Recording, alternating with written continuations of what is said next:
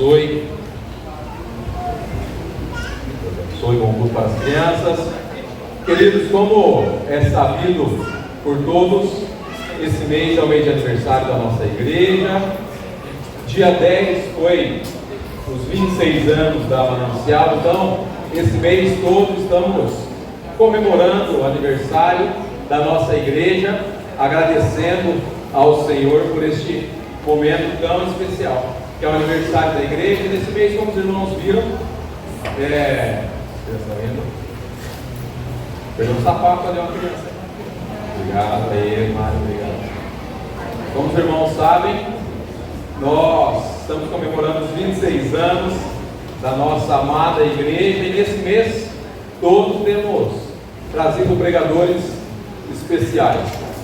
Não que o pastor de vocês não seja um pregador especial, né? Mas estamos trazendo outros melhores, né? Para vocês estarem sendo abençoados por Deus, ministrados. Eu gostaria de convidar o Tiago, o reverendo Tiago, pastor da igreja presbiteriana Jardim Aeroporto, lá de Limeira. O Tiago, ele se formou junto comigo, um excelente amigo que o seminário me deu. Eu fico feliz, pode vir aqui, feliz em tê-lo aqui nessa noite, podendo trazer a mensagem do Senhor. A palavra de Deus nos diz sobre o reino dos céus. Eu entendo que o reino dos céus, o reino de Deus, é um reino de amigos, né? Nós somos abençoados, abraçados por amigos, por família. Sabemos que um pedaço do céu é quando temos amigos, temos anjos próximos de nós. Então, hoje, para dar a mensagem, o Tiago nos abençoe. Senhor Deus, obrigado pela vida do Tiago. Pai, que você esteja abençoando grandemente a sua vida, e que neste momento de mensagem, que o seu Espírito Santo esteja falando ao nosso coração, Pai, porque sabemos que o Senhor já ministrou na vida do seu filho ao preparar essa mensagem, então que seja um canal de bênçãos para a nossa vida, Deus, e que possamos sair aqui, como sempre orado, como aqueles dois homens que andavam no caminho de Emaús, e dizia que ardia o nosso coração quando a sua palavra resposta. Deus, muito obrigado, Senhor, então fale ao nosso coração, e é no seu nome, Senhor Jesus, que eu agradecido. Amém e amém.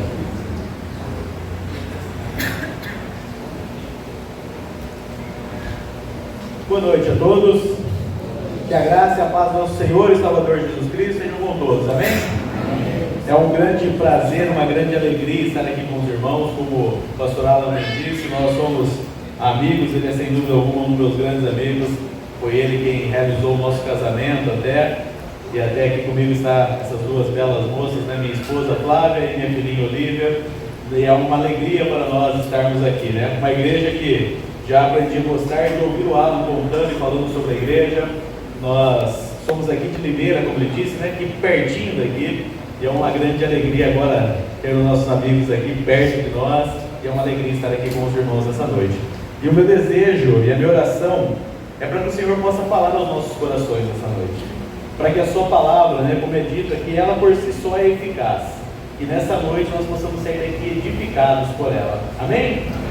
E para a mensagem dessa noite, eu queria te convidar que abra comigo sua Bíblia, o livro de Jó, Jó capítulo 42. Leremos os versos de 1 a 6. Jó capítulo 42, versos de 1 a 6.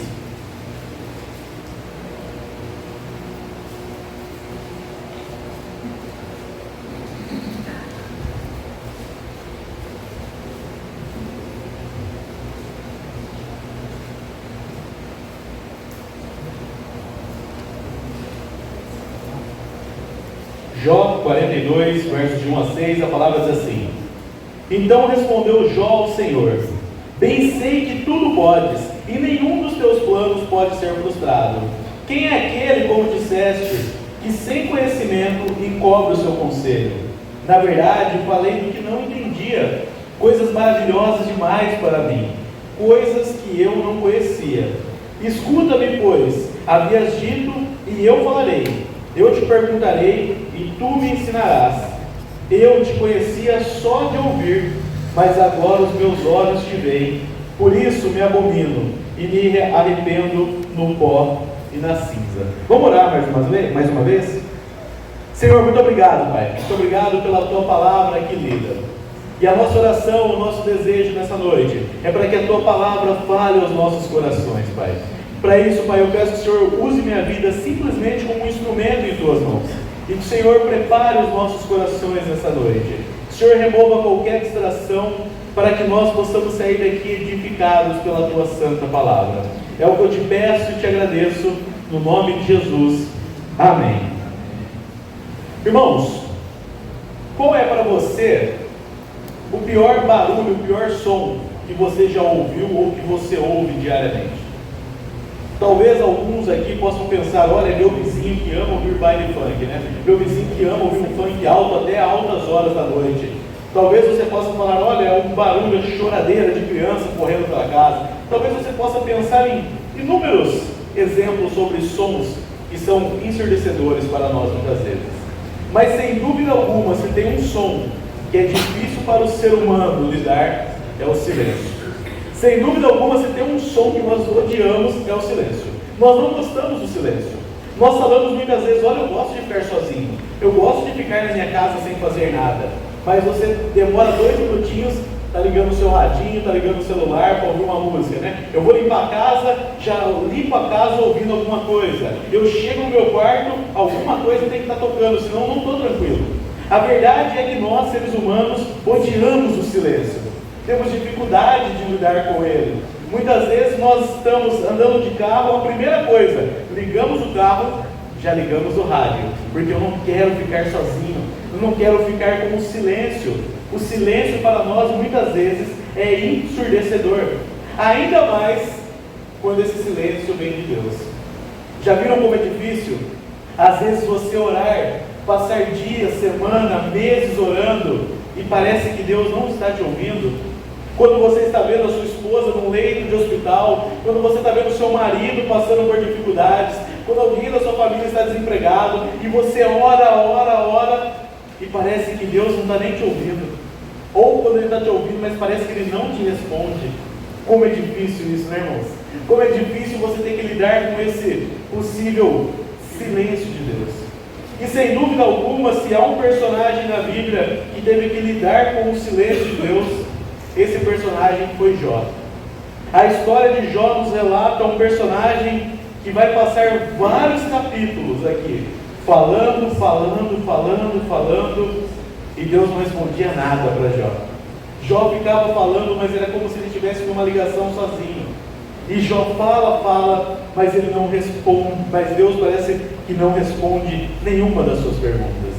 É por isso que nessa noite eu queria tratar o tema A Inquietude de Jó. E quando nós lemos aqui o livro de Jó, nos fala sobre, nós não sabemos exatamente a data desse livro, né? Muitos teólogos vão falar que Jó é um dos livros mais antigos da Bíblia, né? E Jó provavelmente estava ali em torno de Gênesis 11, perto da Torre de Babel. Então é um livro bem antigo da Bíblia. Também fala-se aqui que o Jó, a narrativa, né, se passa na região de Uz, que é geralmente associada com a região ao leste de Israel.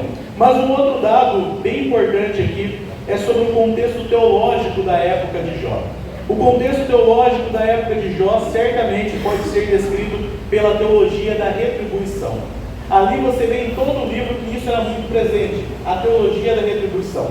Você faz algo bom, você recebe algo bom. Sabe a teologia do Papai Noel? Se você for um bom menino o ano inteiro, no final do ano, o Papai Noel vem para te dar um presente. Mas se você for um bom menino, o bom velhinho não vai vir até a sua casa. E isso é uma teologia muito presente no livro de Jó. A teologia da retribuição. Olha, se você fizer o mal, com certeza o Senhor vai te castigar. Mas se você for um bom menino, o Senhor vai te abençoar. Mas essa teologia da retribuição, ela entra em conflito com a vida de Jó. E aqui nós vemos já no primeiro ponto, a fidelidade de Jó não depende das bênçãos. Eu te convido que abra comigo Jó capítulo 1, para nós analisarmos o começo desse livro. O primeiro capítulo de Jó, no primeiro verso, aqui nós já vemos uma descrição sobre quem era Jó. Havia um homem na terra de Uz, cujo nome era Jó, homem íntegro e reto, temente a Deus e que se desviava do mal. E não só isso, né? Além de Jó ser um homem íntegro, um homem que zelava pela palavra de Deus, um homem que buscava Deus, nós vemos no verso 5, por exemplo, E Jó não só fazia isso por ele, mas pelos seus filhos também. Jó todos os dias ia lá fazer sacrifícios, dizendo: olha, vai que alguns dos meus filhos pecaram, vai que alguns dos meus filhos se desviaram dos caminhos do Senhor, então eu já vou prestar sacrifícios a Deus. Então você vê que a integridade de Jó, ela não se dava apenas com ele, mas com a sua família. Era todo um cuidado. Então Jó é descrito como sendo um homem íntegro, um homem de Deus, um homem reto perante o Senhor. Essa é a descrição de Jó. E que maravilhoso pensarmos isso, né? Imagina o próprio Deus nos dando essas características. Olha, aquele meu filho, aquela minha filha é íntegro, é reto, são pessoas que andam, que zelam pela minha palavra. Essa é a descrição que nós vemos de Jó. E diante disso, o Senhor então estava nos céus, e Satanás chega até a sua presença, como diz aqui no capítulo 1. E Satanás chega para Deus e diz: olha, o seu filho Jó, esse homem que está ali na terra, que vocês dizem ser tão íntegro, tão reto, é claro que ele é íntegro, é claro que ele é reto, a vida dele é muito boa. Com essa vida boa, qualquer um seria íntegro e reto. Com essa vida boa que Jó leva, qualquer um teria facilidade em amar a Deus, qualquer um teria facilidade de buscar o Senhor. Então, numa conversa entre Deus e Satanás, Deus diz para Satanás: olha, eu te permito que retire qualquer coisa de Jó, menos a sua vida. Então Satanás vem à terra e começa a remover tudo, tirar tudo que Jó tinha. Jó estava então conversando ali com algumas pessoas, quando de repente chega alguém e diz assim: olha Jó, tenho uma notícia ruim para te dar. Os seus animais, seus camelos acabaram de morrer. Então Jó já fica desesperado: olha, eu perdi todos os meus camelos. Daqui a pouco chega alguém: Jó, as suas ovelhas também se foram. Daqui a pouco chega outra pessoa: Jó, o seu gado se foi também. E as notícias ruins parecem que não param de chegar a Jó. Era cada notícia uma pior que a outra, ao passo que alguém chega e fala assim: Jó, eu tenho uma notícia muito ruim para te dar. Imaginem Jó nesse momento: mais uma? O que mais eu tenho a perder? Jó, seu filho morreu. Qual deles? Todos eles. Você perdeu os seus bens, seus animais, mas agora você acaba de perder também todos os seus filhos. Imagine você na posição de Jó, recebendo essa notícia, ou essas notícias terríveis, uma pior que a outra. Jó foi recebendo uma notícia pior que a outra, e Jó então foi recebendo tudo aquilo, ouvindo tudo aquilo. E quando nós pensamos na vida de Jó, ou na minha vida e na sua, qual seria a nossa reação diante disso? Blasfemar contra Deus? Reclamar de Deus? Murmurar? Mas não é essa a resposta de Jó. O que Jó diz é: olha, foi o Senhor que me deu tudo, e Ele tem poder para tirar todas as coisas. Então Satanás não fica contente e volta a falar com Deus e diz: Senhor, olha, Jó ainda não se rebelou contra você, mas eu sei por quê. Porque a saúde dele está intacta. Agora mexe com a saúde de um ser humano, que você vai ver quem ele é de verdade, que você vai ver quem ele adora de verdade. Então Deus diz: olha, eu deixo que você mexa com a saúde de Jó, contanto que você não tire a vida dele. Então Satanás volta e coloca sobre Jó uma lepra, uma doença terrível sobre aquele homem. Agora Jó já não tinha mais nada, já tinha perdido todos os seus bens materiais, já havia perdido todos os seus filhos, e a sua saúde também já não era mais das melhores, ao ponto de ele precisar pegar telhas, cacos, para se raspar com as suas feridas. Essa é a situação de Jó. Aquele homem íntegro, reto, próspero, agora está no fundo do poço. E diante dessa situação, se não pudesse piorar ainda, no capítulo 2, versículo 9, a sua mulher chega até ele e diz assim: Jó, até quando você vai aguentar isso? Amaldiçoa o teu Deus e morre. A sua esposa vem aqui com um conselho nem um pouco agradável, Mas olha o que Jó responde no capítulo 2, versículo 10. Mas ele lhe respondeu: falas como qualquer doida. Temos recebido o bem de Deus e não receberíamos também o mal? Em tudo isso não pecou Jó com os seus lábios. Percebam, irmãos, que mesmo diante das maiores dificuldades que Jó encontra, ele ainda assim não vê motivos para reclamar com Deus. Olha a resposta desse homem: o Senhor nos deu todos esses bens, por que nós não aceitaríamos também o mal vindo dele? Por que não? Jó dá uma resposta para sua esposa, que deveria ser a minha, sua resposta diante de qualquer circunstância que nos aparece. Mas como será que é a minha e a sua fidelidade diante de momentos assim? Como que eu e você temos reagido a momentos como o de Jó? Eu vejo que hoje em dia tem crescido muito um grupo que diz assim: olha, eu só tenho a agradecer a Deus. Já viram isso? Publicações no Instagram, no Facebook, pessoas que dizem assim: hoje eu vou para a igreja só para agradecer. Mas percebam que esse só agradecer, na maioria das vezes, está relacionado a coisas boas que as pessoas estão recebendo. É difícil você ver uma pessoa que recebeu uma notícia que ela está sendo mandada embora hoje, postar só agradecer a Deus. É difícil você perceber uma pessoa que está passando por uma enfermidade e diz: eu só tenho a agradecer a Deus.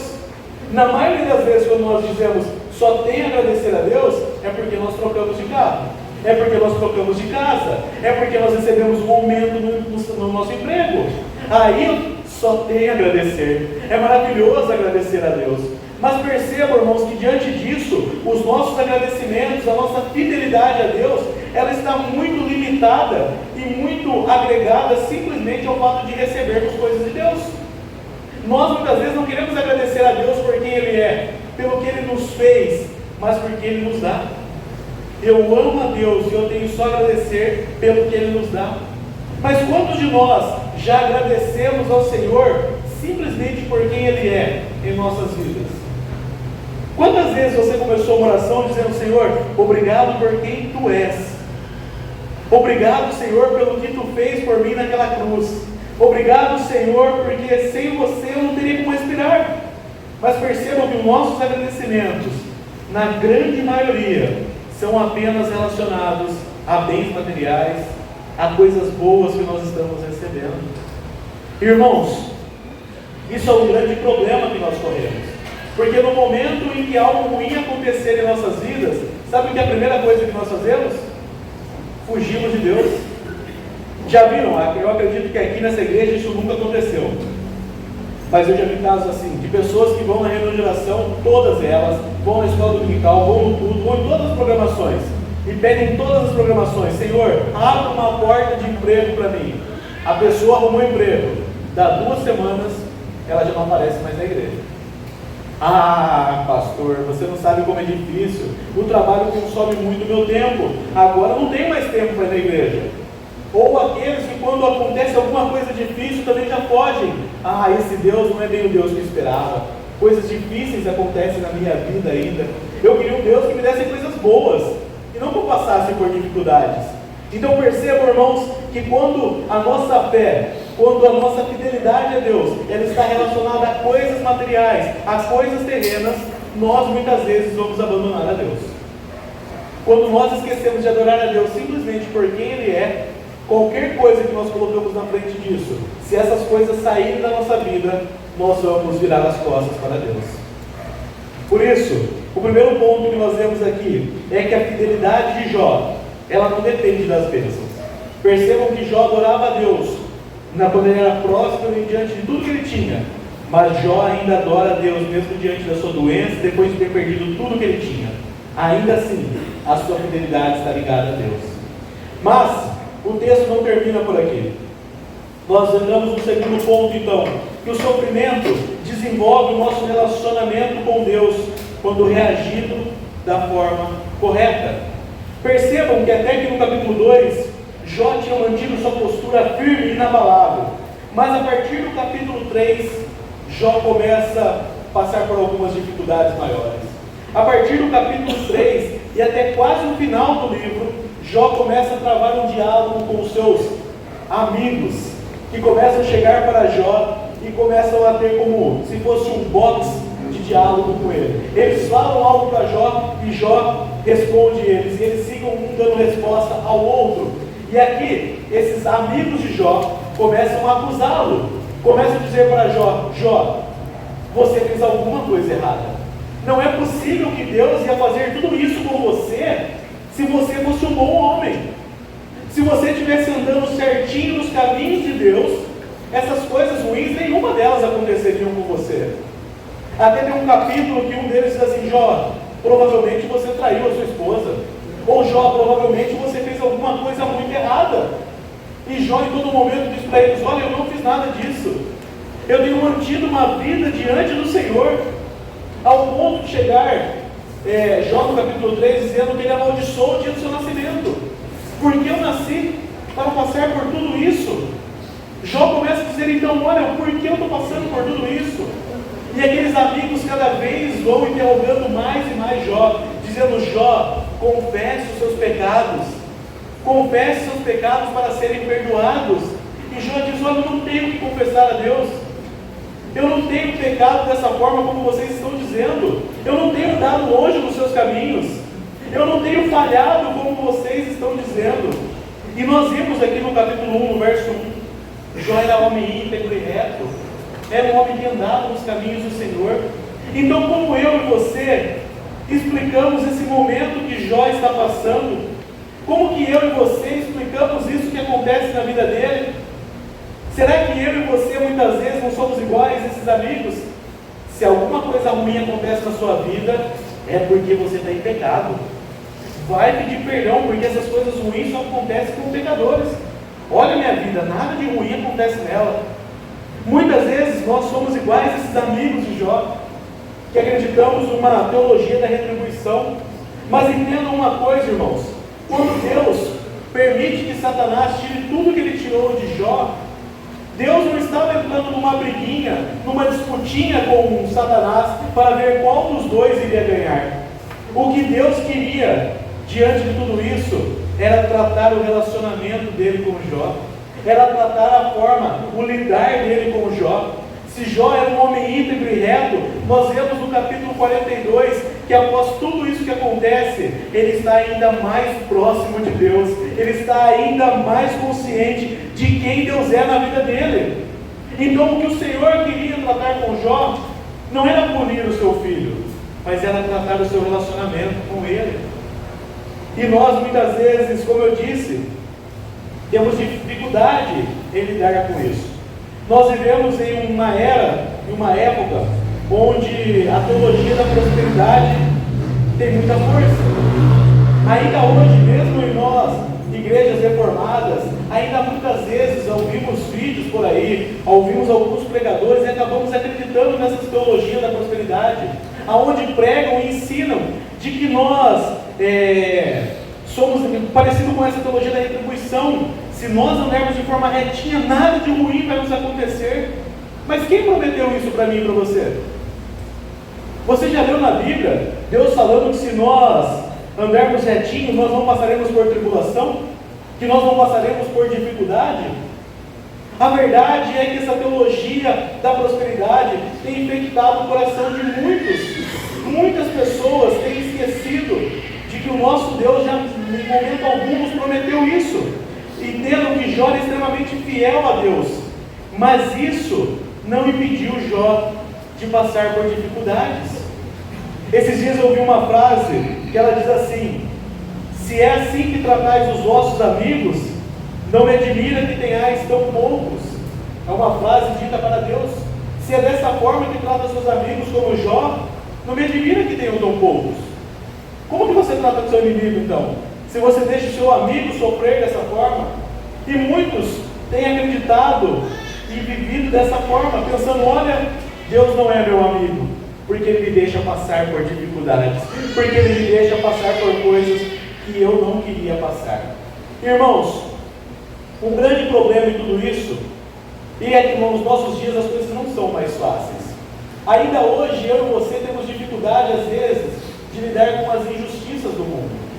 Já viram, por exemplo, que eu e você não gostamos quando as pessoas são injustas com nós? Não gostamos quando as coisas são injustas ao nosso redor. Nós não gostamos de injustiça. Mas na verdade, muitas vezes essa injustiça, ou essa justiça que nós buscamos, é uma justiça própria. Eu me lembro que quando estava chegando o meu casamento, eu e minha esposa, nós estamos para realizar 3 anos de casado, né? E no nosso casamento, nós estávamos juntando dinheiro para poder casar, aí foi bem quando entrou a pandemia, adiamos o casamento, e muda a data, e aí os fornecedores aumentando o preço, as coisas a gente foi pagando. Eu sei que até hoje a gente não sabe nem como a gente conseguiu pagar o nosso casamento, mas a gente foi pagando. E aí, faltando uma semana para o casamento, nós caímos na besteira de olhar para o clima. E aí eu olhei, estava lá, probabilidade de chuva, 90%. E o lugar era aberto, que a gente ia casar. E aí a gente falou assim, e agora? O que a gente faz? Eu falei, fácil, vamos alugar uma tenda. E aí a Flávia entrou em contato com alguns lugares para ver o preço de uma tenda. E aí a mais barata que ela achou custava R$5.000. E eu falava, amor, só se a gente devolver a chácara e pegar só a tenda, né? Porque nós não temos mais aonde tirar esse dinheiro. E eu lembro que eu fiquei me questionando, a gente orou muito sobre isso, dizendo, Senhor, será que é justo isso acontecer conosco? Será que é justo a chuva justo nesse dia? Irmão, sejam sinceros comigo. Se chovesse esse dia, Deus seria injusto comigo? Não seria. Mas no meu coração, talvez, será que eu não sentiria isso? Talvez no seu coração, no dia do seu casamento, você não sentiria isso também? E nós muitas vezes temos lidado com isso, em achar que quando algo acontece que não é da nossa vontade, Deus está sendo injusto contra nós. Mas se nós olharmos na palavra de Deus, existem apenas duas coisas que Deus nos prometeu: o reino de Deus e que nós passaremos por dificuldades nessa terra. São apenas essas duas coisas ali prometidas a nós: o reino de Deus e as dificuldades que nós passaríamos aqui. E por que eu e você não passaríamos por dificuldades? Por que eu e você não passaríamos por isso? Jesus promete apenas duas coisas aos seus seguidores: a vida eterna e perseguição. Nos nossos dias, mais cedo ou mais tarde, passaremos por privações, sofrimentos ou coisas do gênero. Mas por que será que hoje na igreja nós não sabemos mais lidar com isso? A prosperidade é sinônimo de integridade e o inverso é verdadeiro? Irmãos, eu não estou aqui querendo romantizar o sofrimento. É claro que eu e você, nós vamos querer fugir do sofrimento a qualquer custo. Só se nós formos masoquistas para querer sofrer. Mas de outra forma, ninguém gosta de sofrer. Quem aqui, se alguém perguntasse aqui, quem quer ficar doente hoje? Quem ia levantar a mão? Ninguém. Mas eu e você não estamos imunes ao sofrimento. Ele acontece. A verdade é que nós queremos fugir dele, mas em algum momento ele vai nos cercar. Em algum momento nós vamos passar por ele. E é por isso que é importante nós sabermos que o sofrimento não quer dizer a ausência de Deus, mas muitas vezes é Deus tratando os nossos corações. O sofrimento, quando bem vivido, ele pode ser uma das melhores escolas da nossa vida. Quando nós passamos pelo sofrimento, certamente nós saímos dele mais forte. Eu não sei você, mas eu em minha vida já passei por momentos que eu não queria ter vivido. Mas hoje eu olho para trás e eu percebo que se eu estou pregando aqui nessa noite, se eu sou quem eu sou hoje, é pelos sofrimentos que eu passei na minha vida. Foram diante deles que eu aprendi inúmeras coisas. Eu aprendi a cada vez mais confiar em Deus, aprendi a cada vez mais me relacionar com o Senhor. O sofrimento, ele é terapêutico quando nós sabemos passar por ele. E eu tenho certeza que todos aqui também já passaram por momentos difíceis. E quando você olha para trás, você fala: Senhor, obrigado por ter passado por isso. Hoje eu entendo porque eu passei por aquilo que eu não queria ter passado. O Senhor tratou meu coração ali. O Senhor me moldou, me forjou para ser quem eu sou hoje. Eu esses dias estava vendo alguns vídeos no Instagram e apareceu um vídeo para mim. Não sei quantos aqui viram esse vídeo. Era de um senhor que estava sentado de cadeira de roda assistindo um pôr do sol. E aí a pessoa chega para entrevistá-lo e diz assim: olha, o que o senhor está fazendo aqui? Ele falou assim: olha, eu estou admirando esse pôr do sol, que é belíssimo. E aquele homem então começa a fazer algumas perguntas e diz: olha, o senhor sempre foi cadeirante? Ele diz: não, eu fiquei assim há 18 anos atrás. Há 18 anos atrás eu sofri um acidente e eu parei de andar. E ele falou assim: olha, e o quão difícil isso tem sido para a sua vida? Ele falou: olha, esse dia foi um dos dias mais felizes da minha vida, pois eu era um alcoólatra, eu vivia bêbado pelas ruas, e um dia eu estava tão bêbado, que quando eu fui atravessar uma ponte, eu caí dessa ponte, bati a cabeça, e eu perdi ali o movimento das minhas pernas, eu passei por um sofrimento terrível. E diante desse momento terrível da minha vida, eu conhecia Jesus Cristo. E a partir daquele momento, a minha vida mudou. Antes daquilo, eu nunca tinha parado um dia para observar e me admirar o pôr do sol como esse. Foi depois desse sofrimento da minha vida que o meu relacionamento com Deus passou a ser real e presente na minha vida. E quando eu ouvi a história desse homem, eu fiquei pensando, quantos de nós que estamos aqui nessa noite, talvez não nos aproximamos e não nos cheguemos a Deus através de um sofrimento como esse?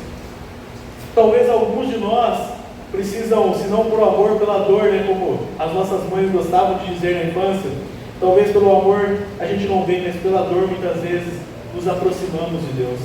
Às vezes, infelizmente, eu e você precisamos passar pelo sofrer, para que o nosso relacionamento com Deus cresça mais e mais. E eu quero trazer mais um ponto para encerrarmos esse sermão. E o último ponto é: a humildade e confiança são as reações corretas mediante ao sofrimento.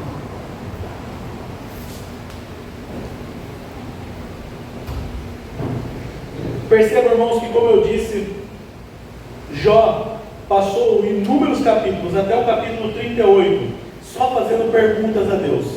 E nenhuma das suas perguntas foram respondidas.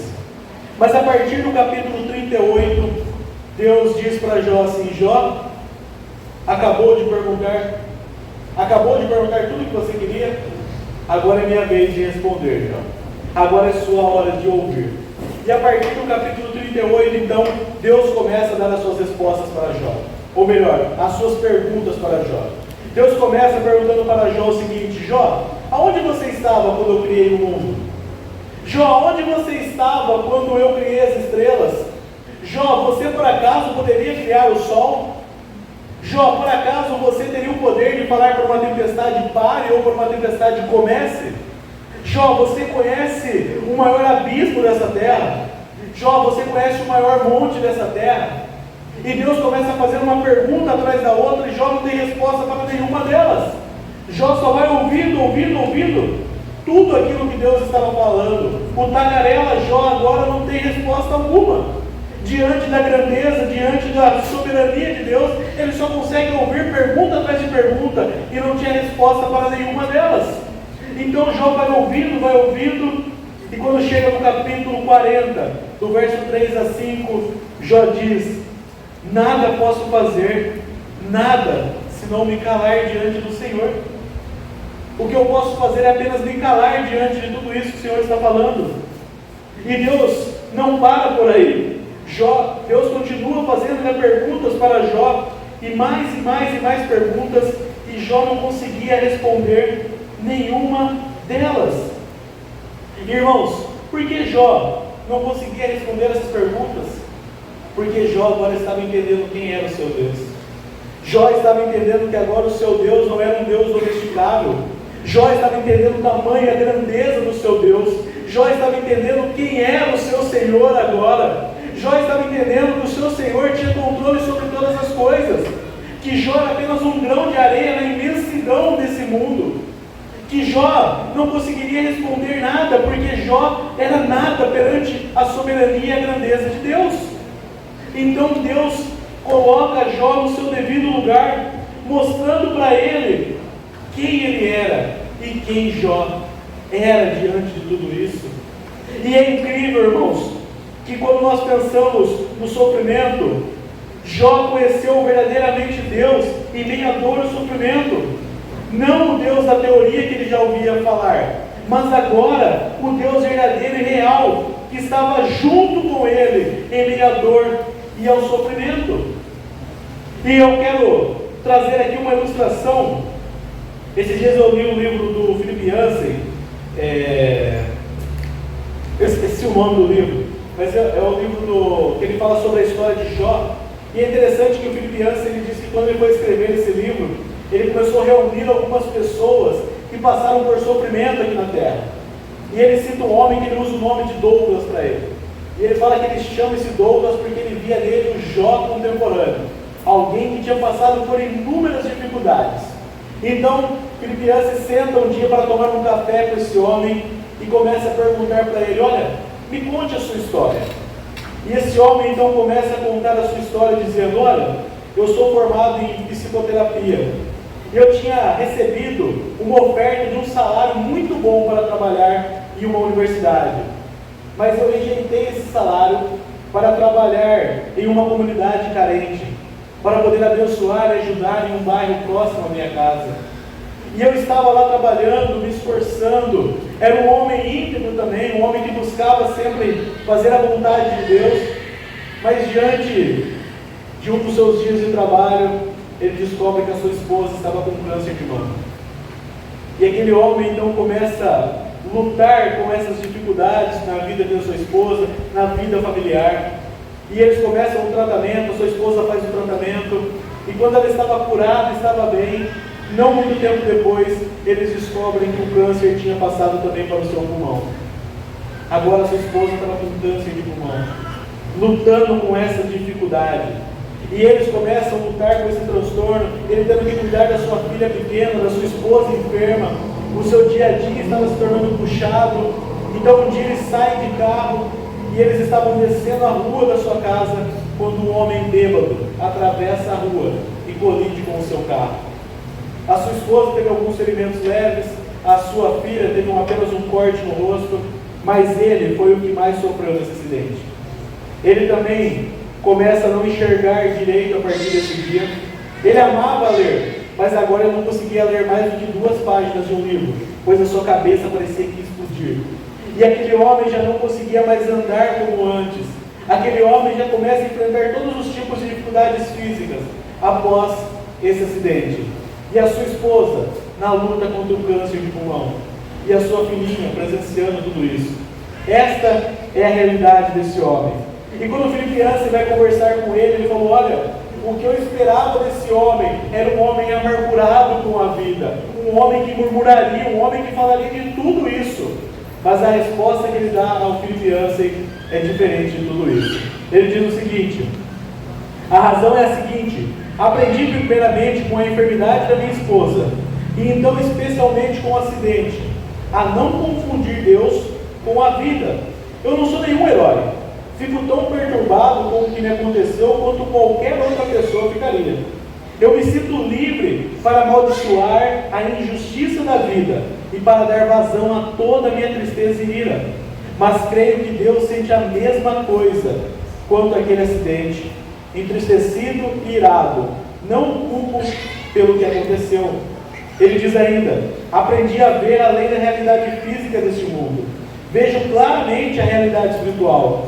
Nossa tendência é pensarmos: a vida deve ser justa porque Deus é justo. Mas Deus não é a vida.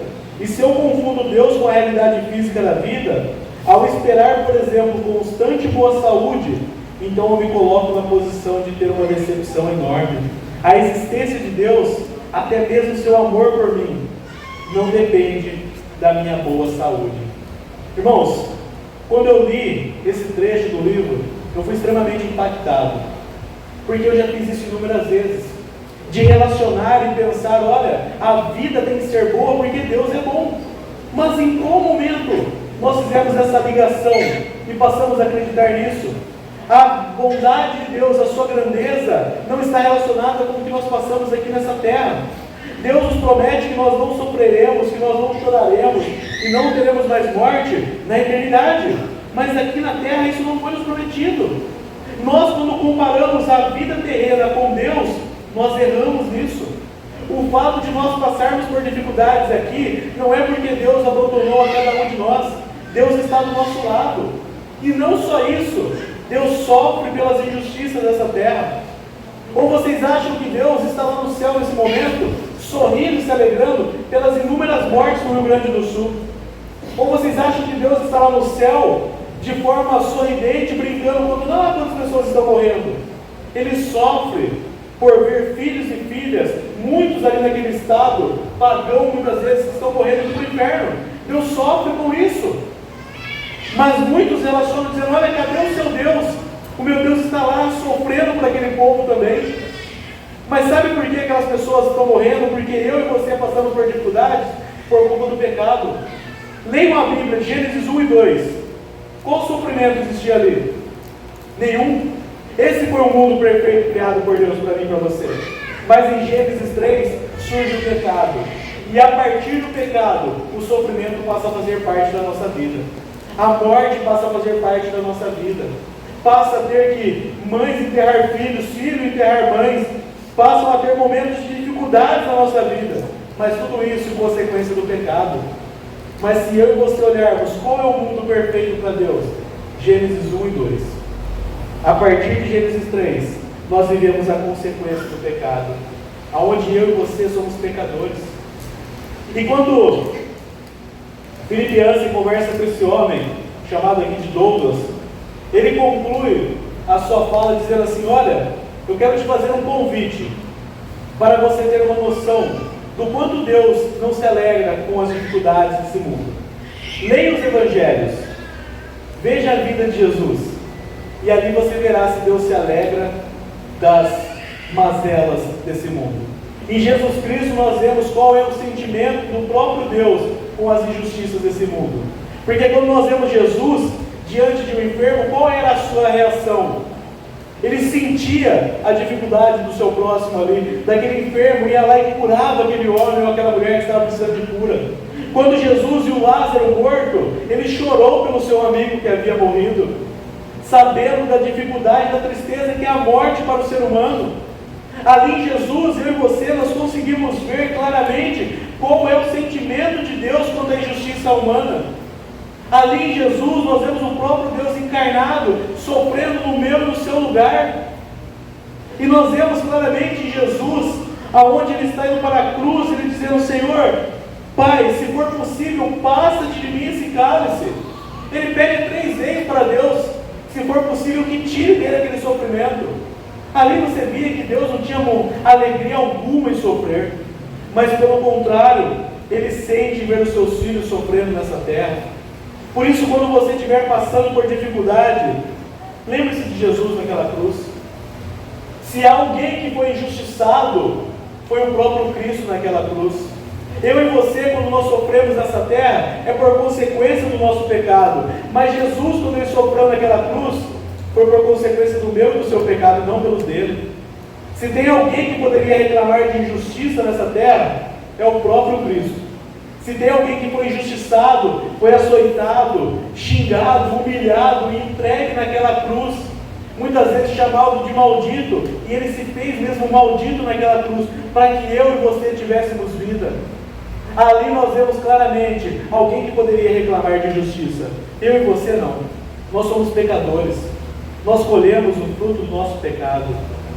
Mas Jesus sofreu a injustiça. E ali naquela cruz, eu e você nos deparamos com o nosso próprio Deus morrendo no nosso lugar para nos dar vida.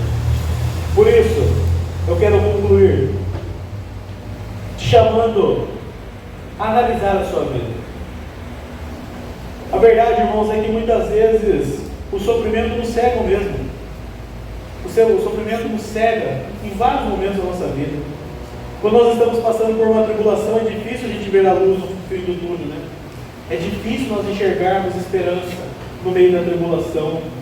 Mas quando eu e você estivermos passando por isso, que nós possamos nos lembrar de olhar para os céus e lembrar quem é o nosso Deus. Lembrar que Ele não nos abandona, que no momento de dificuldade e tribulação, Ele está segurando nossas mãos. Porque quando eu e você estivermos como Jó, achando que Deus está em silêncio, Ele não nos responde, é que muitas vezes o seu silêncio é a sua resposta para nós naquele momento. É que em muitos momentos nós estamos questionando Deus, Ele está nos dizendo assim: olha, aonde você estava quando eu criei o mundo? Será que você conhece a sua vida melhor do que eu? Certamente não. Se tem alguém que conhece a sua vida, é o próprio Deus. Nós conhecemos um pouco, às vezes até esquecemos as coisas do passado, né? Não conhecemos pouco do presente e nada do futuro, mas Deus conhece o seu passado, o seu presente e o seu futuro. Ele sabe o que é melhor para você. Deus conhece o que é o melhor para as nossas vidas. E eu quero concluir aqui com uma frase que diz o seguinte: ocorreu-me, enquanto li os Evangelhos, que se todos nós da igreja gastássemos nossas vidas tal como Jesus fez, ministrando aos doentes, alimentando os famintos, resistindo aos poderes do mal, consolando aqueles enlutados e levando as boas notícias de amor e perdão. Então talvez a pergunta, Deus é injusto, não fosse feita hoje em dia com tanta urgência. Talvez nós como igreja temos falhado nisso. Se nós vivêssemos de forma a mostrar quem é o nosso verdadeiro Deus, menos pessoas diriam que Deus é injusto. Que eu e você possamos dar esse primeiro passo. Que a igreja Manancial, que nesse mês comemora mais um ano de vida, esses anos de vida possam se multiplicar nessa igreja. E que essa igreja possa ser uma igreja que propague nesse bairro, nessa cidade. Quem é o seu Deus? Que não é um Deus injusto, mas é um Deus que abençoa e cuida dessa cidade, de cada morador dessa cidade. E muitas pessoas estão loucas para ouvir essa mensagem. E você talvez não seja a pessoa para pregar e anunciar isso para ela. Viva essa palavra na sua vida. Amém? Amém. Quero orar pela sua vida, te convido a fechar os seus olhos.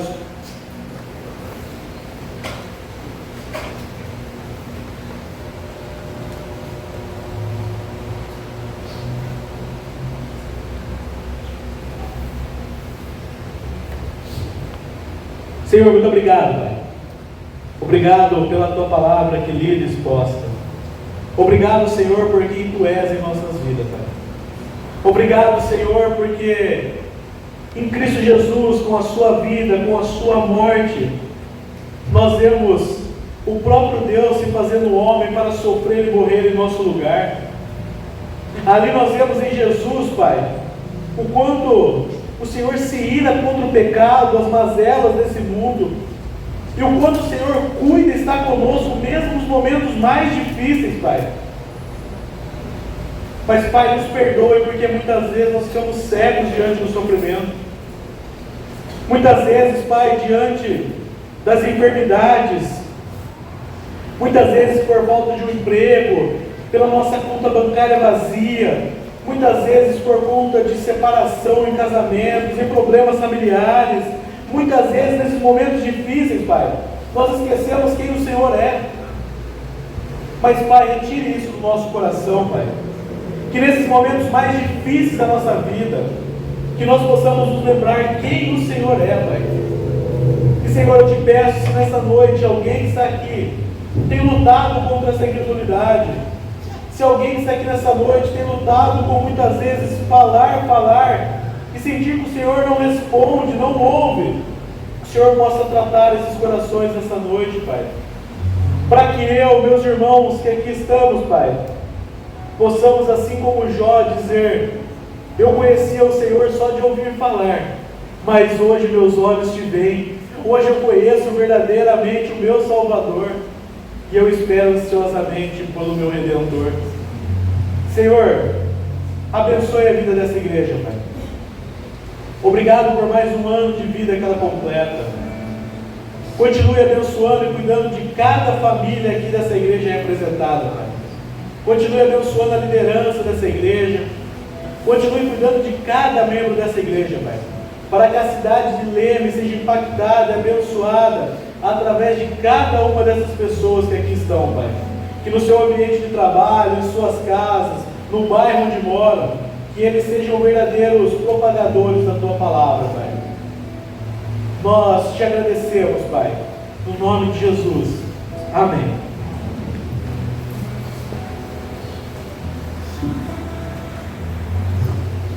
Amém, glória a Deus, igreja. Com essa mensagem, gostaria de convidá-los a se colocar de pé para entoarmos mais uma canção, agradecendo o nome do Senhor Jesus.